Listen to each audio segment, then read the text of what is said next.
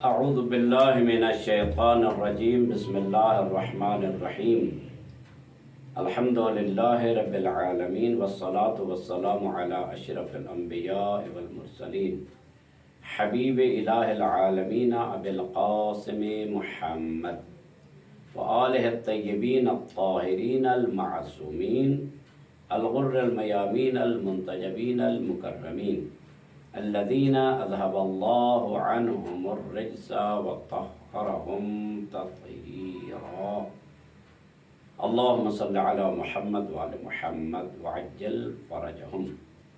پروردگار عالم نے حضرت موسیٰ علیہ السلام سے فرمایا، موضوع ہے میرے لیے خالص عمل، یعنی ارشاد پروردگار کہ میرے لیے خالص عمل کون سا انجام دیا۔ حضرت موسیٰ علیہ السلام سے فرمایا کہ اے موسیٰ، اب تک کون سا خالص عمل انجام دیا ہے؟ تو حضرت موسیٰ علیہ السلام نے عرض کیا، پروردگارا، میں نے نماز پڑھی، روزہ رکھا اور ذکر بجا لایا۔ تو خداوند متعال نے ارشاد فرمایا کہ تو نے نماز پڑھی، نماز کا فائدہ تیرے لیے ہی ہے کہ تو پل صراط سے آسانی سے عبور کر جائے گا۔ روزہ رکھا، جہنم کی آگ سے یہ ڈھال بن گیا، جہنم کی آگ سے بچانے کا سبب بن گیا روزہ، اور ذکر اذکار پڑھے، وہ تیری جنت کے درجات کی بلندی کا سبب بنے۔ یہ تمام کام تیرے اپنے فائدہ کے لیے ہیں۔ اے موسیٰ، بتا میرے لیے کون سا خالص عمل انجام دیا؟ تو حضرت موسیٰ علیہ السلام گریہ کرنے لگے، رونے لگے اور عرض کیا، پروردگارا، تو ہی مجھے بتا کون سا عمل ہے جو کہ خالص ہے اور میں تیری ذات کے لیے بجا لاؤں۔ تو اس وقت پروردگار عالم نے ارشاد فرمایا کہ اے موسیٰ، کیا تو نے کبھی مظلوم کی مدد کی یا بے لباس کو لباس پہنایا ہے؟ جس کے تن پہ کپڑا نہیں ہے اور لباس کا محتاج ہے، کیا تو نے اس کو لباس پہنایا ہے؟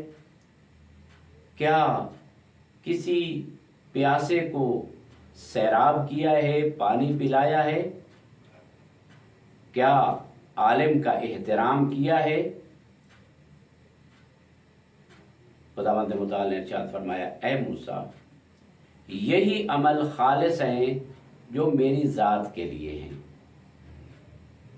تو ظاہر ہے پروردگار عالم نے جب موسیٰ علیہ السلام سے فرمایا تو وہی اسوہ اور نمونہ ہمارے لیے بھی ہے کہ عبادت کی تو وہ اپنے فائدہ کے لیے ہے، نماز، روزہ اور یہ چیزیں اصل میں یہ ہے تصدق، صدقات ہیں، خیرات ہیں، غریبوں کی مدد کرنا ہے۔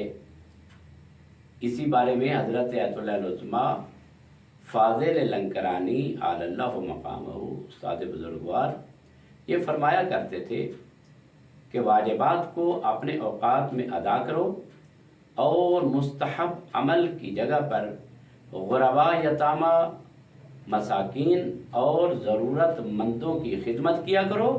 قیامت والے دن مستحبات کے بارے میں اگر خدا تم سے سوال کرے تو تم کہہ دینا کہ فاضل لنکرانی نے ہمیں کہا تھا مستحبات کی جگہ پر ضرورت مند اور محتاج لوگوں کی خدمت کرو۔